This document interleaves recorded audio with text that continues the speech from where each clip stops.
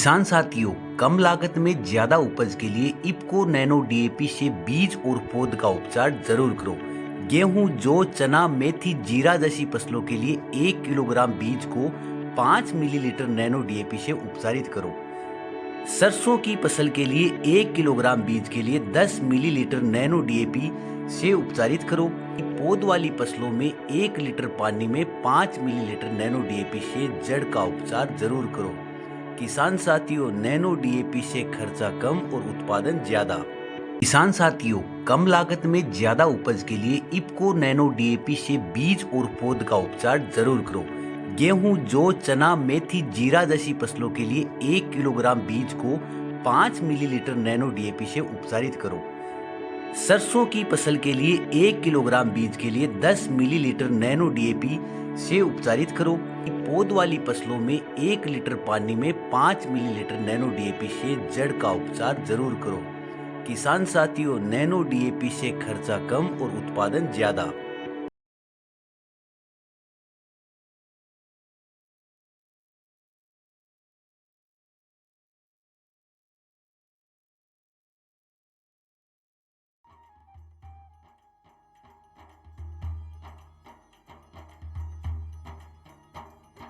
देख लो चौपाल रे सब बड़ा बडेरा, सब बड़ा बडेरा ओ जी, सब लोग लगाया ओ जी, टाबरिया ने संग लिया ओ जी। देख लो चौपाल रे सब बड़ा बडेरा, सब बड़ा बडेरा ओ जी, सब लोग लगाया ओ जी, टाबरिया ने संग लिया ओ जी।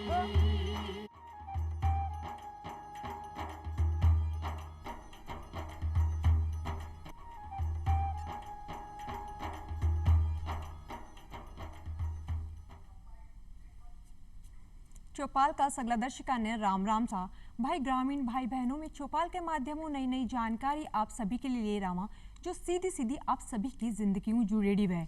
आज ही चौपाल में आप पेट के रोगों के बारे में मगे कारण और उपचार के बारे में बातचीत करशा। भाई आपने राजस्थान में कहावत भी है, पहलो सुख निरोगी काया, दूजो सुख है माया। अगर आपनो शरीर स्वस्थ है तो आपनो जीवन भी अच्छो जासी। पेट संबंधित रोगों की अगर आप बात करें तो आप देखा हर आम व्यक्ति ने पेट संबंधित कोई ना कोई समस्या जरूर है। आखिर पेट की बीमारियां काई हैं, आके पीछे वो कारण काई हैं और आंको उपचार की तरीका हुए इस विषय पर आज आप बातचीत करशा। और बातचीत करवा खातर आपने सागे पधारा है डॉक्टर दीपक शर्मा जी, जो कि पेट रोग विशेषज्ञ है। दीपक जी, हमारे चौपाल कार्यक्रम में आपको बहुत बहुत स्वागत है। आज आप पेट संबंधित रोगों की बात करें, आज आप देखा कि हर दूसरे व्यक्ति के मायने पेट संबंधित छोटी बड़ी कहीं ना कहीं बीमारियां आप देखने मिले हैं। तो आप सब पहले हमारे दर्शकों ने आप बताओ कि वो पेट रोग जो है वो काई है। अलकेश जी, पेट के रोगों को समझने के लिए सबसे पहले पेट होता क्या है ये अपन को एक बार पता होना चाहिए। तो अगर एक बार एनाटॉमी अगर थोड़ा सा पता चल जाएगी, संरचना पता चल जाएगी, तो पेट के रोगों को समझना, उनका लक्षण, उनका उपचार, उनसे बचने के तरीके, ये सब भी अपन आसानी से समझ सकते हैं। तो अगर अपन देखेंगे तो पेट जो स्टार्ट होता है, लोगों को लगता है पेट सिर्फ ये है। पेट यहाँ से स्टार्ट नहीं होता, शुरू नहीं होता। पेट शुरू होता है मुंह से। अपना मुंह स्टार्ट हुआ, शुरू हुआ, यहाँ से फिर एक नली जाती है जिसको अपन आहार नली बोलते हैं, ईसोफेगस अगर अंग्रेजी में बोलें तो। और वो ईसोफेगस या आहार नली खुलती है अपने पेट के अंदर, आमाशय जिसको बोलते हैं, स्टमक जिसको बोलते हैं। और वहाँ कुछ देर तक खाना स्टोर रहने के बाद फिर छोटी आंतों में खाना आता है। वहाँ पे खाना पचता है, शरीर के अंदर जाता है और उसके बाद वो मल के लिए और बाहर निकलने के लिए बड़ी आंत में आ जाता है। और बड़ी आंत में मल के रूप में वो संग्रहित रहता है और फिर नीचे आके गुदा मार्ग से बाहर निकल जाता है। ये तो आंतें हो गई। इसके अलावा पेट के अंदर भोजन पचाने की ग्रंथियाँ भी होती है, जिसमें सबसे बड़ी ग्रंथि लीवर है। जो लीवर अगर अपना दाहिना हाथ आप इस तरफ रखेंगे तो ये लीवर है, और अगर बाइना हाथ इस तरफ रखेंगे तो स्प्लीन है, जिसको अपन आम भाषा में तिल्ली भी बोलते हैं। और दोनों मुट्ठियां अगर अपन पेट के इस तरफ रख देंगे तो ये दोनों गुर्दे हैं। गुर्दे जो होते हैं, किडनी होती है, यूजली उदर रोग में नहीं आते हैं, होते पेट में ही है लेकिन वो उदर रोग में नहीं आते हैं। तो ये एक साधारण संरचना है। तो पेट का जो काम होता है वो है अपन को खाना खाना, खाने को सही जगह पहुंचाना स्टोर करके रखना, संग्रहित करके रखना, धीरे धीरे उस खाने को पचाना, शरीर को पोषण देना, और जो अपशिष्ट पदार्थ बचेंगे उनको मल द्वारा और मल द्वार के द्वारा अपन बाहर निकाल देते हैं। तो इस पूरी जो प्रोसेस होगी, जो पूरी क्रियाविधि होगी, अगर उसमें कोई भी दिक्कत होती है तो पेट का रोग हो जाता है। जी डॉक्टर साहब, अब मतलब आप कह सका कि भाई जो पेट है अपने शरीर को जो एक अहम भाग है वो है खानों खाबाऊ लिए खाने ने पचाबाऊ लिए खानों मतलब मल के द्वारा निकल में सारो जो काम है वो पेट के द्वारा ही है, इसलिए पेट स्वस्थ रहना बहुत ज़्यादा ज़रूरी है। इसके साथ में आप अगर बात करें जी अभी गर्मी को मौसम शुरू हुआ है तो अपन देखा गर्मी के मौसम में जो पेट की बीमारियां हैं कितनी प्रभावित करे, इसके बारे में आप बताओ। अल्केश जी, बहुत ही समय अनुकूल आपने सवाल पूछा है। गर्मी का मौसम शुरू हो गया है और अगर देखा जाए तो अपना शरीर और अपना खान पान दोनों मौसम के अनुसार चलता है। तो मेडिकल साइंस में हम मानते हैं कि सर्दी का जो मौसम होता है वहाँ पर श्वास रोग, दिल की बीमारियाँ और मस्तिष्क की बीमारियाँ ये ज़्यादा कॉमन है। और गर्मी का मौसम माना जाए तो पेट के रोगों के लिए सबसे ज़्यादा इम्पोर्टेंट रखता है। और वर्षा ऋतु अगर अपन माने तो इसमें मक्खी और मच्छरों से होने वाली बीमारियां सबसे ज़्यादा होती है। बिल्कुल। तो गर्मी का मौसम है ही पेट की बीमारियों के लिए, तो ये गर्मी का मौसम पेट की बीमारियां अगर अपन एक सिंपल शब्द में बोले तो जी आम कौन सी यानी कि पेट की बीमारियां जो गर्मी के मौसम में बहुत ज़्यादा हो जावे है? गर्मी के मौसम में अगर अपन सबसे बड़ी बड़ी बीमारियां अगर देखें तो 3 बीमारियां मैं बोलना चाहूँगा जो सबसे ज़्यादा प्रभावित भी करती है और सभी उम्र के जो लोग होते हैं, चाहे बच्चा हो, चाहे किशोर हो, चाहे जवान हो, चाहे आदमी हो, चाहे औरत हो, चाहे बूढ़ा हो, वृद्ध पर्सन जो है उनको भी ये प्रभावित करती है। तो 3 बीमारियां जो अपनी सबसे इम्पोर्टेंट है। तो पहली बीमारी तो है उल्टी दस्त की बीमारी, जिसको मेडिकल लैंग्वेज में हम बोलेंगे गैस्ट्रोएंटेराइटिस। और दूसरी बीमारी होती है पीलिया की बीमारी। पीलिया की बीमारी जिसको हम साइंटिफिकली बोलते हैं वायरल हेपेटाइटिस। पीलिया के और भी बहुत सारे कारण होते हैं, लेकिन एक सबसेट जो होता है, कुछ कारण जो होते हैं और मैक्सिमम जो कारण होते हैं वो इन्फेक्शन वाले होते हैं। तो एक ये दूसरी और तीसरी बीमारी होती है जिसको अपन साधारण अगर भाषा में बोलें तो मोती झरा या टाइफाइड या पानी झरा जिसको बोलते हैं या भाव की बीमारी बोलते हैं।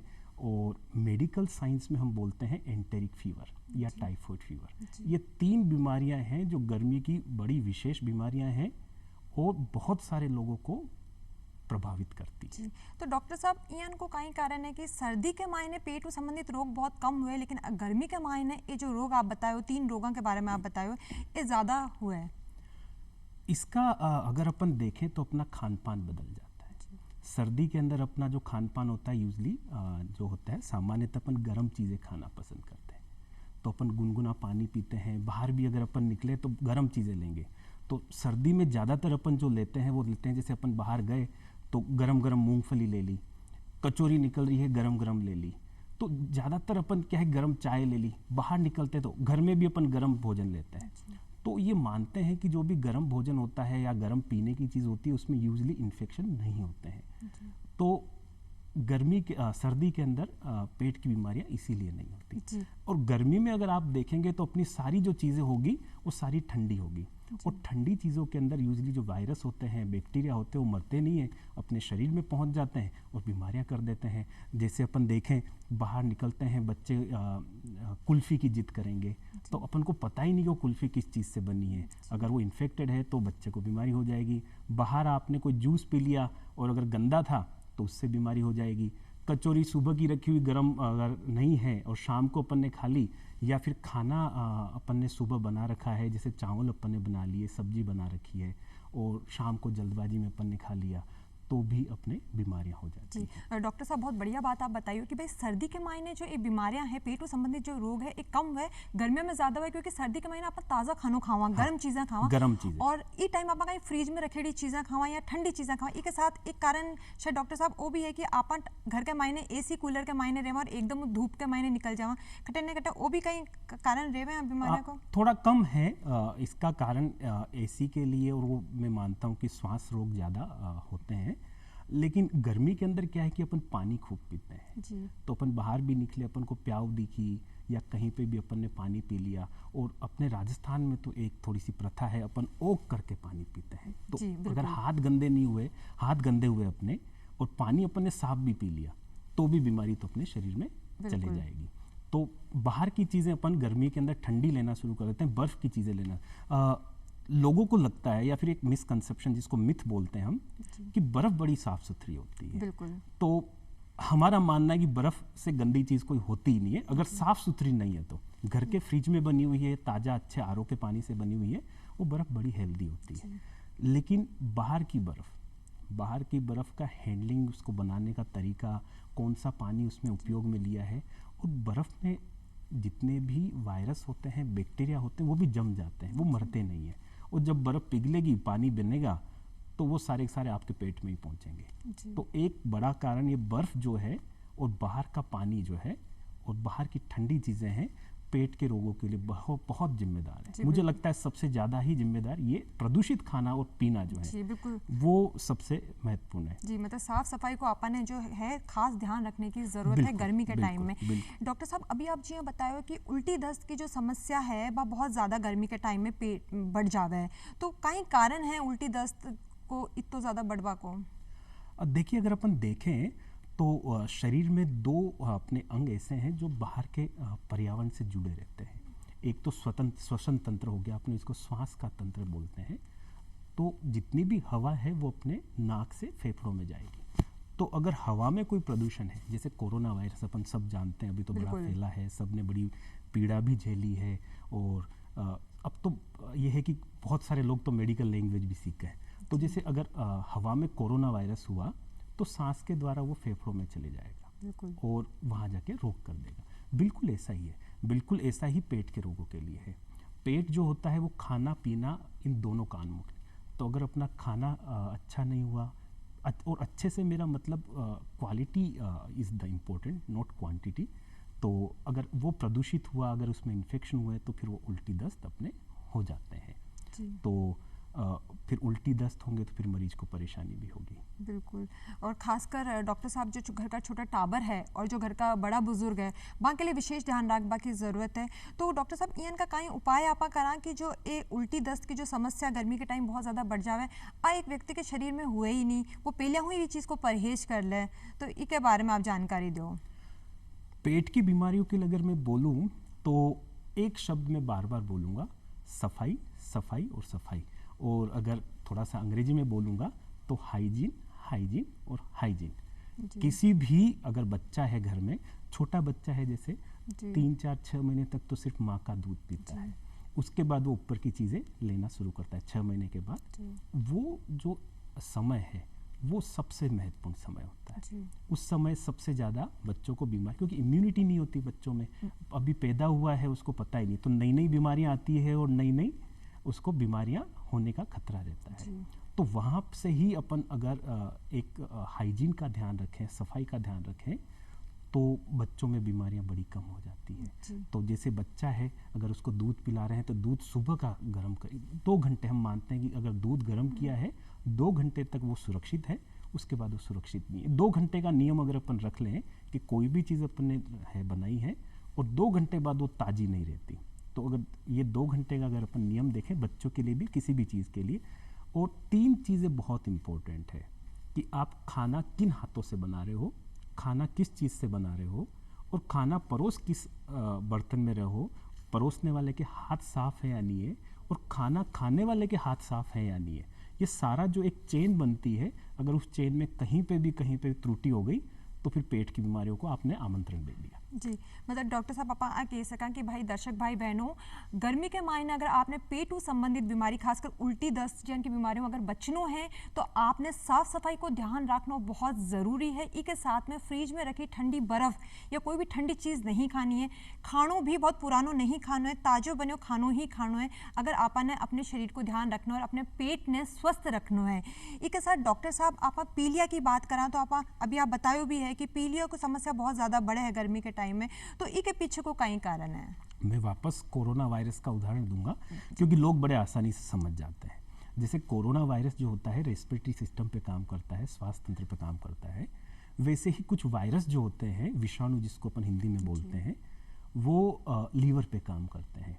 तो ऐसे अगर सबसे जो कॉमन जो बोलेंगे तो 5 तरह के अपने विषाणु हम बोलते हैं, या 5 तरह का जो पीलिया है इन्फेक्शियस जो हम बोलते हैं, hepatitis A, B, hepatitis C, hepatitis D और हेपेटाइटिस ई। इसके अलावा भी और भी संक्रामक हेपेटाइटिस या लीवर की बीमारियां होती है, लेकिन ये 5 सबसे कॉमन है जिनसे अपन को थोड़ा सा नुकसान होने की संभावना रहती है। तो जिसमें हेपेटाइटिस ए जो सबसे पहला वाला है, हेपेटाइटिस ए, और हेपेटाइटिस ई सबसे लास्ट वाला, ये दोनों हैं अपने जो भोजन और पानी से फैलते हैं, जिसको हम बोलते हैं वाटरबोर्न या फिर ओरोफिकल रूट से जो चीज़ें फैलती है, इनको हम बोलते हैं हेपेटाइटिस बी, हेपेटाइटिस सी और हेपेटाइटिस डी।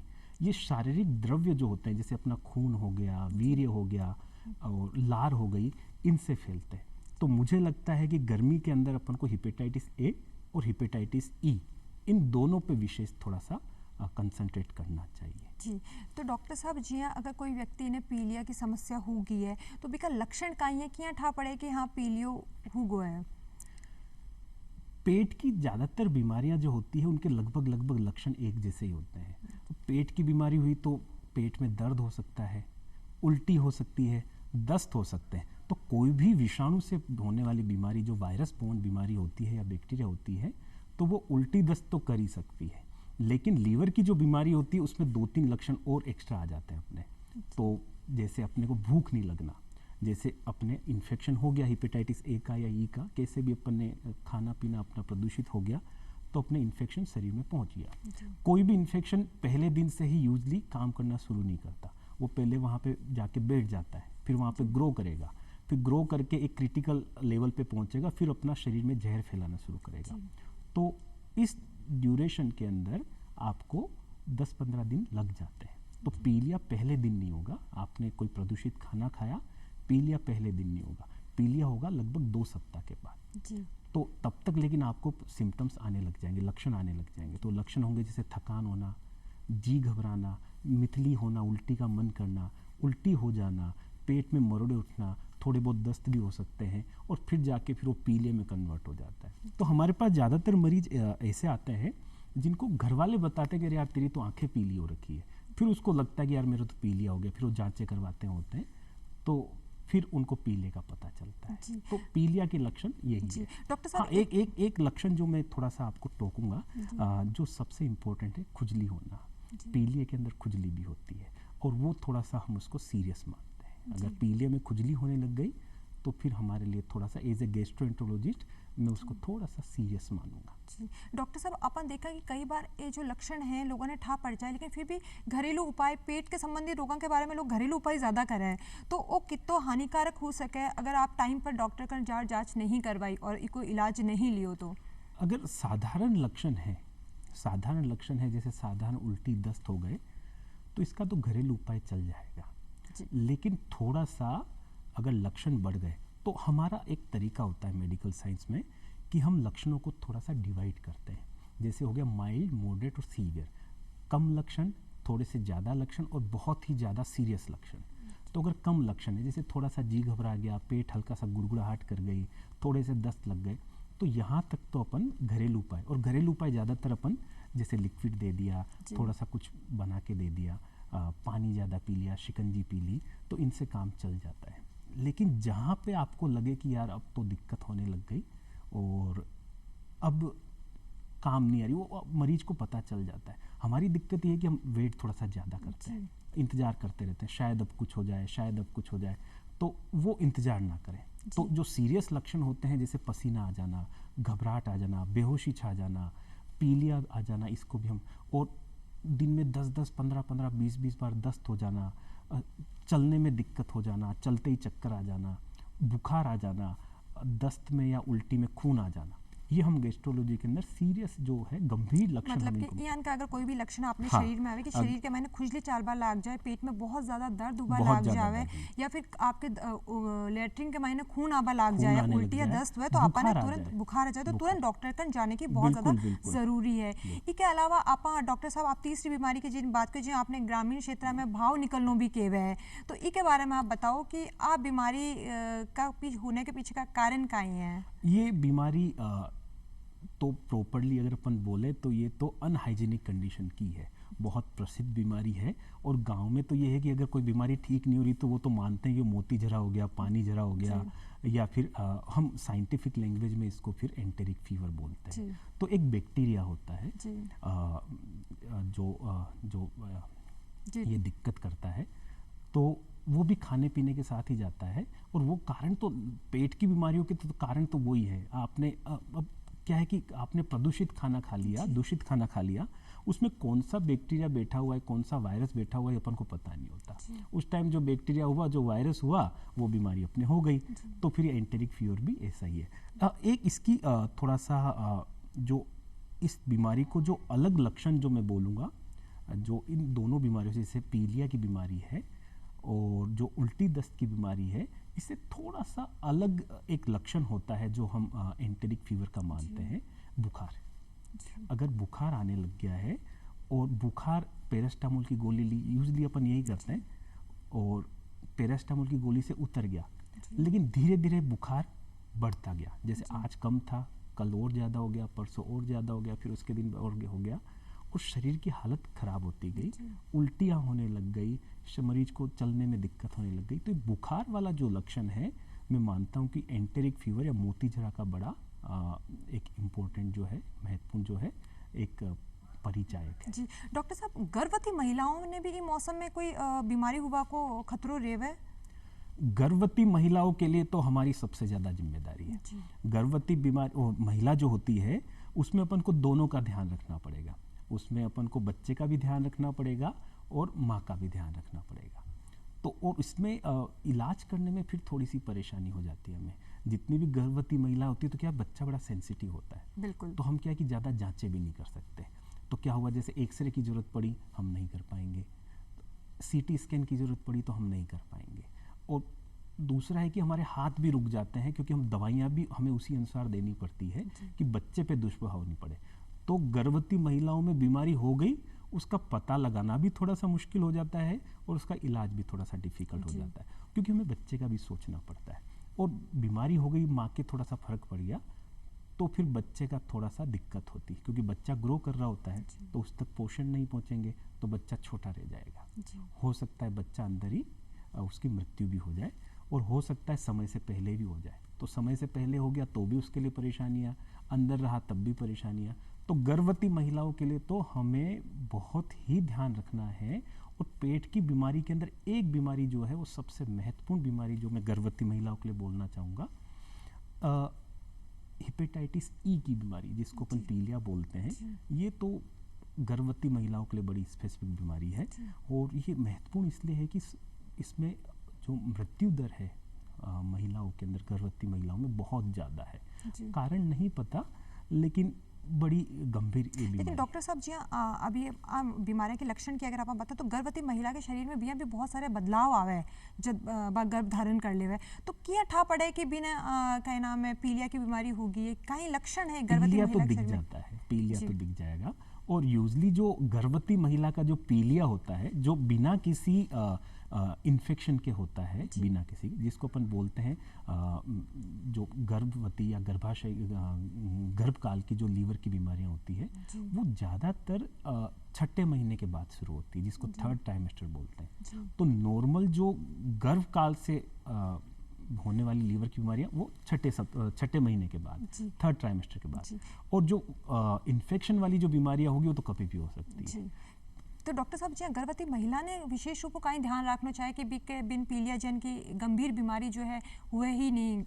घर में अगर सबसे ज़्यादा किसी का ध्यान रख सकते हैं तो वो उसी का रखना पड़ेगा, क्योंकि बच्चा कमज़ोर रह गया तो अगले 50, 60, 70 साल जब तक वो बच्चा रहेगा इस दुनिया में, तब तक वो बच्चा परेशान रहेगा। सही बात है। तो पीछे मुड़ के देखेगा तो उसको लगेगा कि अगर ये कर लिया होता तो शायद मैं आज ऐसा नहीं होता। तो बच्चे का भविष्य अगर सुरक्षित रखना है तो आपको थोड़ा सा ध्यान तो रखना पड़ेगा। बिल्कुल, अपने आहार को, अपने बिल्कुल खान पोषण पान का को। तो ध्यान रखना ही है और साफ सुथरा तो रखना ही जी। पड़ेगा। डॉक्टर साहब, अभी आप जहाँ साफ सफाई की भी बात करियो, आप आहार की बात करियो कि आहार जो है बहुत महत्वपूर्ण है, तो आप मगर दर्शकान आप बताओ कि भाई पेट ने स्वस्थ रखने के लिए काई आहार होना चाहे और काई दिनचर्या होनी चाहे? मेडिकल साइंस काफ़ी चेंज हो रही है। गैस्ट्रोलॉजी के अंदर या फिर हम बोलें कि पेट के रोगों में हम धीरे धीरे थोड़ा सा पीछे जाते जा रहे हैं। जो बड़े बुजुर्ग बोल के गए थे उन्हीं चीज़ों को हम थोड़ा सा एविडेंस बेस्ड हमारे पास चीज़ें आ रही है और उसी को अब हम सजेस्ट करने की कोशिश करते हैं। तो पहला तो जो बड़े बुजुर्ग बोलते थे, जो सबके बोलते हैं, खाना मौसम के अनुसार। गर्मी है, तरल पदार्थ तो ज़्यादा लेने हैं, पीने की चीज़ें लेनी है। इसके अलावा जो छोटी छोटी चीज़ें जो पेट के रोगों के लिए होती है, जो बड़े बुजुर्ग बड़े आराम से बोलते हैं और अपन भूल भी जाते हैं, अपन ध्यान ही नहीं देते। बिल्कुल। मैं ऐसा नहीं बोलता कि जो अपने पूर्वज बोल के गए या बड़े बुजुर्ग बोल के गए हर चीज़ सही है, लेकिन हर चीज़ गलत भी नहीं है। अगर आपके पास एविडेंस है, अगर उसके पूरे आपने शोध किया है, अनुसंधान किया है, वो चीज़ अगर बेनिफिशियल है तो वो करनी चाहिए। तो जैसे छोटी छोटी चीज़ें बोलते हैं, एक तो खाना चबा के, अच्छी तरह चबा के खाओ। तो उससे क्या होगा कि आपके पेट को उतना ही ज़्यादा कम मेहनत करनी पड़ेगी पचाने में, तो आपको परेशानियाँ कम होगी। जल्दी जल्दी ना खाएं, जितना जल्दी खाएंगे उतना आपके शरीर पर जोर आएगा। ये बोलते हैं, बहुत साधारण चीज़ है। इसके बाद जो बोलते हैं वो कि भूख से एक रोटी कम खाओ।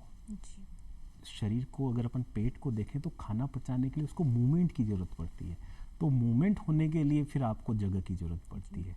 और एक और चीज़ बोलते हैं कि खाना खाते ही ढेर सारा पानी ना पिए, तो वो भी ना करें। ये वही चीज़ें हैं जो बड़े बुजुर्ग बोल के गए, मानते नहीं अपन। उसके बाद एक और बोलते हैं कि खाना खाते ही सोना नहीं है, तो वो भी अपन को नहीं बिल्कुल करना। डॉक्टर साहब, बहुत सही बात आप बताइए कि है ना, खानों खाने के बाद में कम से कम 40 मिनट की जो वॉक है वह करनी बहुत ज़रूरी है। डॉक्टर साहब, बहुत बढ़िया बात आप बताइए कि भाई अगर आपने अपने पेट ने स्वस्थ रखना है तो आपने खान पान को विशेष रूप से ध्यान रखना पड़सी। गर्मियों के मौसम में आपने तरल पदार्थ खाने की बहुत ज़रूरी है और ताज़ा खाने खाने की ज़रूरत है। साथ ही जो भी मौसमी फल फ्रूट सब्जियाँ आवे वे खाने की बहुत ज़्यादा ज़रूरी है। डॉक्टर साहब, आप वहाँ के चौपाल कार्यक्रम में पधारे और इतनी बढ़िया पेट रोगों के बारे में वहाँ के दर्शकों ने जानकारी दी, आपको बहुत बहुत धन्यवाद। दर्शक भाई बहनों, आज ही चौपाल में बस इतो ही। फिर मिलशा एक नई चौपाल में एक नए विषय के साथ। तब तक के लिए राम राम सा।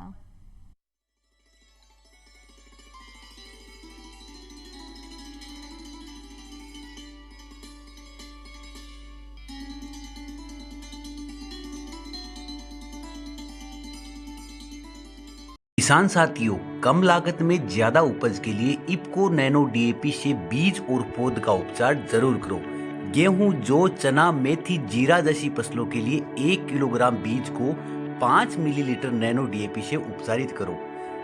सरसों की फसल के लिए 1 किलोग्राम बीज के लिए 10 मिलीलीटर नैनो डीएपी से उपचारित करो। पौध वाली फसलों में 1 लीटर पानी में 5 मिलीलीटर नैनो डीएपी से जड़ का उपचार जरूर करो। किसान साथियों, नैनो डीएपी से खर्चा कम और उत्पादन ज्यादा। किसान साथियों, कम लागत में ज्यादा उपज के लिए इप्को नैनो डीएपी से बीज और पौध का उपचार जरूर करो। गेहूं, जौ, चना, मेथी, जीरा जैसी फसलों के लिए 1 किलोग्राम बीज को 5 मिलीलीटर नैनो डीएपी से उपचारित करो। सरसों की फसल के लिए 1 किलोग्राम बीज के लिए 10 मिलीलीटर नैनो डीएपी से उपचारित करो। पौध वाली फसलों में 1 लीटर पानी में 5 मिलीलीटर नैनो डीएपी से जड़ का उपचार जरूर करो। किसान साथियों, नैनो डीएपी से खर्चा कम और उत्पादन ज्यादा।